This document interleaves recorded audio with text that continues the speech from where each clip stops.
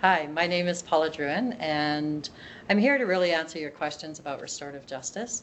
And what restorative justice is, according to the UN, the definition is that restorative justice is a process that focuses on repairing harm that's caused by crimes. And it will involve the victim, the offender, the community that's impacted, sometimes the justice agencies, and any of the social networks that were impacted by that crime.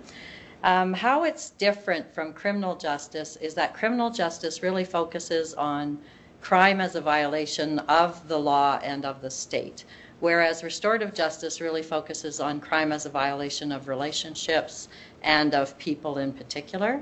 And so the general focus is in criminal justice is offenders getting what they deserve, whereas in restorative justice, the focus is really on what are the victim's needs, how is the victim harmed, and what can the offender do to make amends and to make things right again. And so some ways of putting that into perspective is to really look at what are the key questions that criminal justice process would ask compared to those same questions and what would restorative justice focus on. And so in criminal justice, it's really what laws have been broken, who broke those laws, and what does that person deserve for breaking those laws. Whereas in restorative justice, what you're really wanting to look at is who has been hurt by the crime, what are the person's needs, so that person who's been harmed, what are their needs, and who's obligated to repair that harm. So I'm often asked, why would a victim or offender ever want to meet?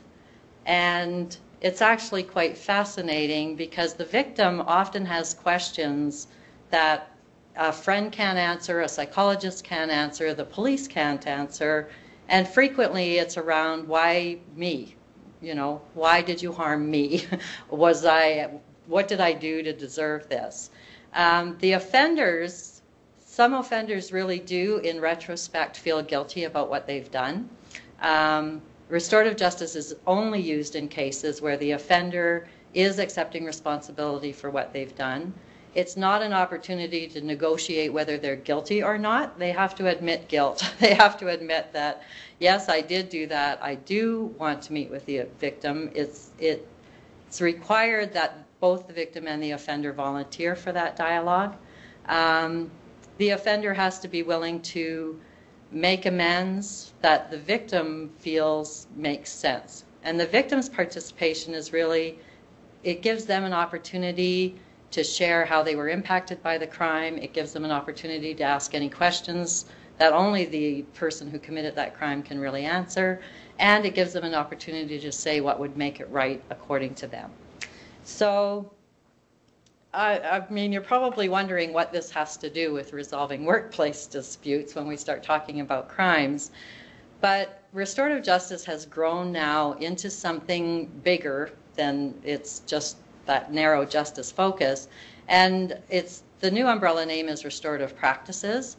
And so frequently in a workplace situation when coworkers aren't getting along, if one feels that they've been harmed by the other one or their reputation has been harmed, a very good approach for working with those employees is a restorative justice approach that's focusing on having the employee talk about how they were impacted by the actions of another employee and to have just a candid conversation about that impact, about what needs to happen to prevent it from happening again and to repair the harm that was done to the reputation or to the workstation or whatever the case might be.